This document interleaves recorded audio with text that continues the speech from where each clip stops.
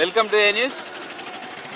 చెన్నూరు నియోజకవర్గంలో 2 కోట్ల అభివృద్ధి పనులకు కార్మిక గనుల శాఖ మంత్రి గడ్డం వివేక్ వెంకటస్వామి శంకుస్థాపన చేశారు. మంచిర్యాల జిల్లా చెన్నూరు మున్సిపాలిటీలో 50 లక్షలతో నూతనంగా ఏర్పాటు చేయనున్న ఆర్చ్ నిర్మాణానికి 1 కోటి రూపాయలతో వడ్డపల్లి దగ్గర కల్వర్టుకు 50 లక్షల రూపాయలతో చెన్నూరు మున్సిపాలిటీ పరిధిలో పార్కుకు ఈరోజు మంత్రి వివేక్ వెంకటస్వామి భూమి పూజ చేశారు.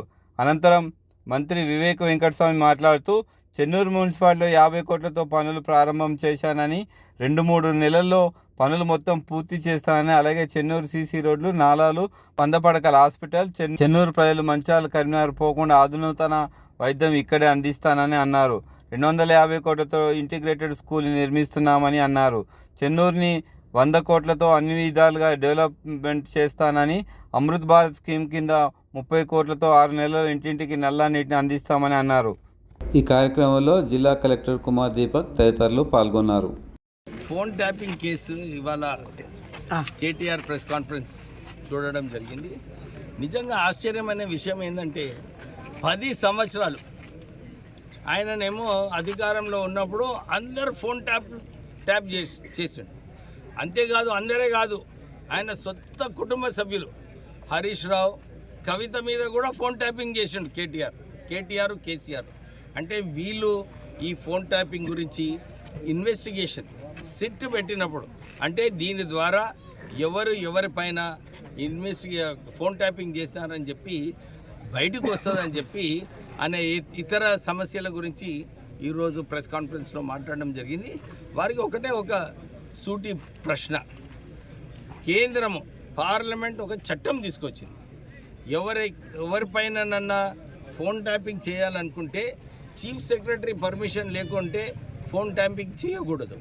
కానీ వీళ్ళు సొంత నిర్ణయాలు తీసుకొని పోలీస్ ఆఫీసర్లు, రిటైర్ అయిన పోలీస్ ఆఫీసర్లను వారికి అధికారం ఇచ్చి వాళ్ళ ద్వారా ఈ ఇల్లీగల్ పని, ఫోన్ ట్యాపింగ్ పని చేయించడం జరిగింది.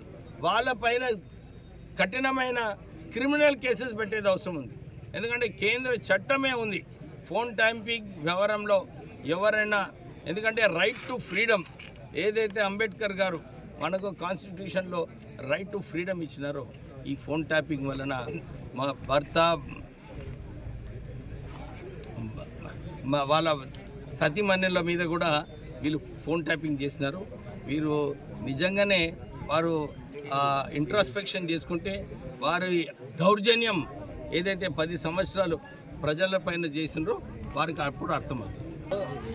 ఆరోపణలు ఏదైతే ఉన్నదో ఆల్రెడీ ముఖ్యమంత్రి గారు, డిప్యూటీ ముఖ్యమంత్రి గారు వారు క్లారిఫై చేయడం జరిగింది.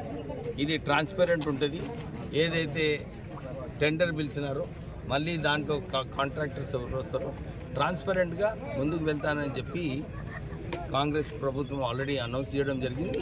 దాని ప్రకారం చేస్తారు. కానీ ఒక్క విషయం టీఆర్ఎస్ వాళ్ళు మర్చిపోతున్నారు. ఏమని? వాళ్ళే అడ్డుకున్నారు ఇంతకుముందు, ప్రైవేటైజేషన్ చేయొద్దు అని చెప్తే మన చెన్నూరు ప్రాంతానికి కొత్త కోల్ బ్లాక్ రాలేదు.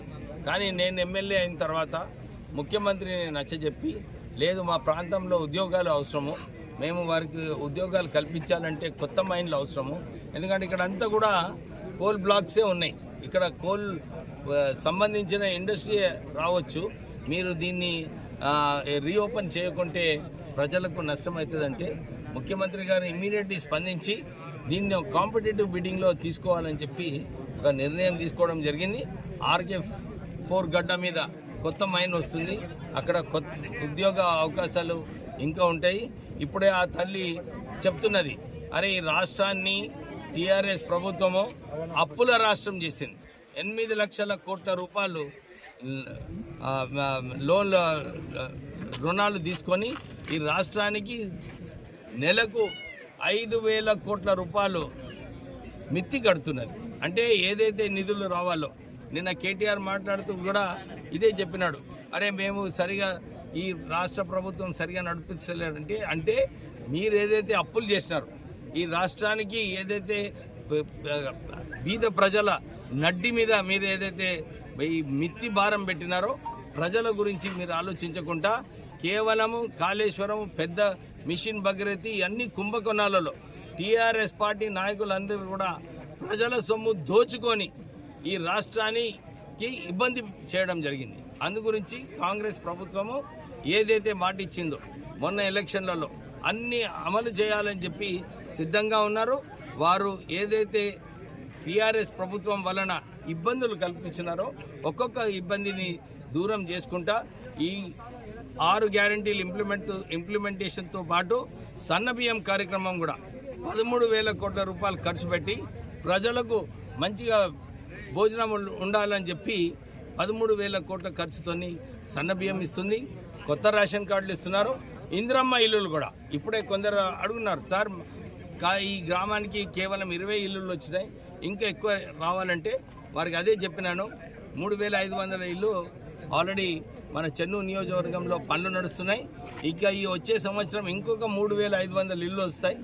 అందరూ అర్హత ఉన్న వాళ్ళందరికీ కూడా ఇందిరమ్మ ఇల్లులు కట్టించే బాధ్యత ఈ ప్రజాపాలన ప్రభుత్వం నిర్ణయం తీసుకుంది. సో వారందరికీ కూడా నచ్చ చెప్పడం జరుగుతుంది. మీరందరూ అర్హత ఉన్న వాళ్ళందరికీ కూడా ఇందిరమ్మ ఇల్లులు కల్పిస్తారు.